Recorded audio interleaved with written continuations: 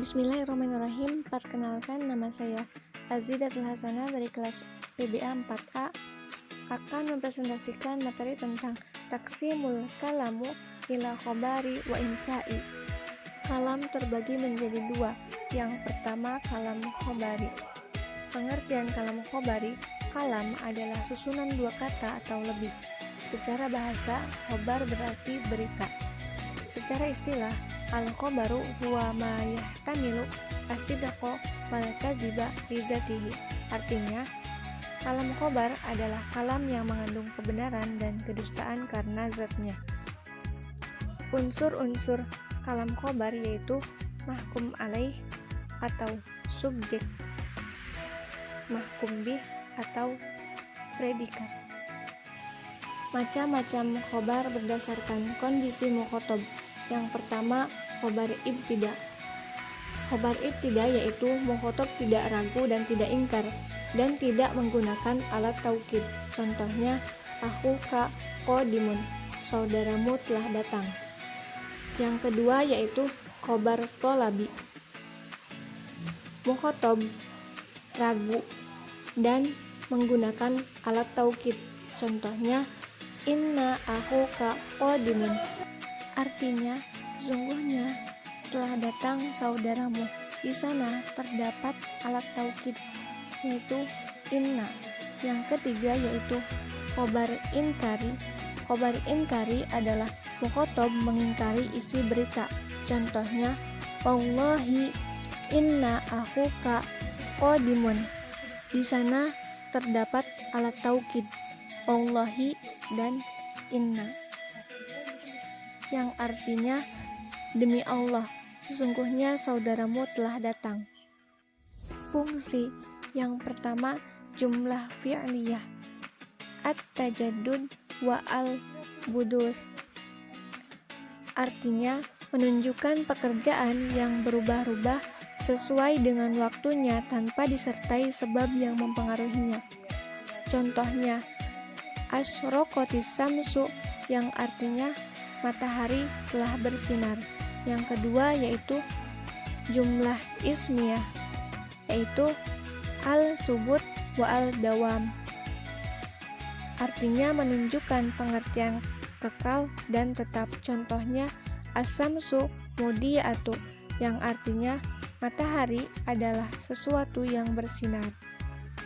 Tujuan yang pertama, faidah khobar adalah menyampaikan pengetahuan pada orang yang belum tahu sama sekali perkataan itu. Yang kedua, lazim faidah adalah kalam yang diucapkan kepada seseorang yang mengetahui pembicaraan tersebut dengan tujuan agar orang itu tidak mengira si pembicara itu tidak tahu. Yang ketiga, istirham adalah minta belas kasihan. Yang keempat, izhar doifi, artinya menunjukkan kelemahan. Yang kelima, idhar tahassur adalah menyatakan keprihatinan. Yang keenam, al-faqr, artinya kesombongan. Yang ketujuh, al-tadir, artinya memberi peringatan. Kalam yang kedua yaitu kalam insya. Pengertian kalam insya: kalam adalah susunan dua kata atau lebih. Secara bahasa, insya artinya mewujudkan.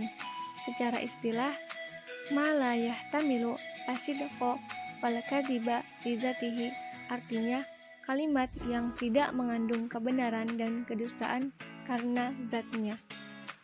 Unsur-unsur yang pertama, mahkum alaih atau subjek. Yang kedua, mahkum bih atau predikat. Macam-macam kalam insya berdasarkan tuntutan. Yang pertama, insya tholabi, ma yastad'i matluban ghairu hasili waqtat thalibi. Insya yang menghendaki tuntutan yang tidak tercapai ketika terjadi tuntutan itu sendiri. Yang kedua, insya ghairu tholabi, ma la yastad'i matluban ghairu hasili waqtat thalibi. Insya yang tidak menghendaki tuntutan yang tidak tercapai ketika terjadi tuntutan itu sendiri. Pembagian insya tholabi yang pertama, amr, menuntut pelaksanaannya suatu pekerjaan dari orang yang paling tinggi ke yang paling rendah. Contohnya, khudil kitaba bikuwatin, artinya ambillah kitab Taurat itu dengan sungguh-sungguh. Yang kedua, yaitu nahi, menuntut pelarangan suatu pekerjaan dari yang paling tinggi ke yang paling rendah. Contohnya, wala taqrabu malal yatimi illa hi ahsana, artinya dan janganlah kamu mendekati harta anak yatim kecuali dengan cara yang lebih bermanfaat. Yang ketiga, istifham, mencari tahu hal yang belum diketahui. Contohnya, hal yanmu al-jamad, apakah benda mati itu berkembang? Yang keempat, tamanni atau angan-angan. Contohnya, fahal lana min syufa'a fayasfa'u lana, artinya maka adakah bagi kami pemberi syafaat yang akan memberi syafaat bagi kami? Yang terakhir yaitu nida. Contohnya, ya Rabbi sholli ala Muhammad, ya Allah limpahkanlah sholawat kepada Muhammad. Macam-macam insya ghairo khabari. Yang pertama, ta'ajub. Yang kedua, roja. Yang ketiga, qasam. Yang keempat, bentuk-bentuk akal. Yang kelima, bentuk mad atau pujian, dan nazam atau celaan. Mungkin cukup sekian yang dapat saya sampaikan, kurang lebihnya mohon maaf. Terima kasih.